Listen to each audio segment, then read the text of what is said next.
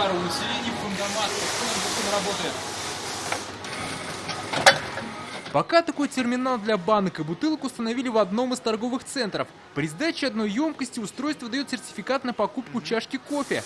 В ближайшее время по Казани хотят установить около 3000 фондоматов с различными бонусами. Рассматриваются разные варианты, то есть вариант внесения платы за жилищно-коммунальные услуги, внесения каких-то денег на транспортные карты, выплаты непосредственно деньгами. Вместе с этим казанские дворы будут продолжать оснащать контейнерами для раздельного сбора мусора. Сейчас ими охвачено около 80% многоквартирных домов.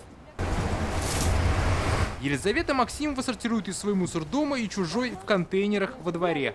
Я иногда здесь убираю, пластиковый, если бросает, туда бросаю, если бутылка. Вот этот вот стандартный набор из нашей мусорной корзины разделить на 2 контейнера. Чтобы все знали, зачем нужен раздельный сбор мусора, во всех школах и садиках начали проводить эко-уроки.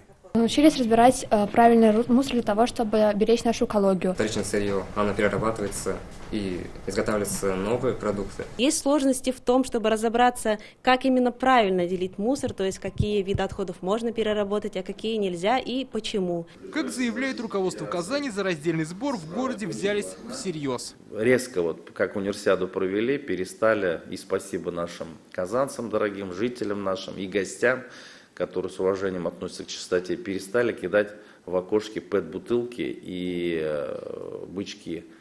Вот это прям резко стало. На 9-й год нашей системной работы. И раздельный сбор мусора – это еще тяжелее. Помочь должна и республиканская программа «Наш двор». По ней будут ставить новые и переоборудовать старые контейнерные площадки. Дмитрий Айрин, Александр Лобанов, ТНВ, Казань.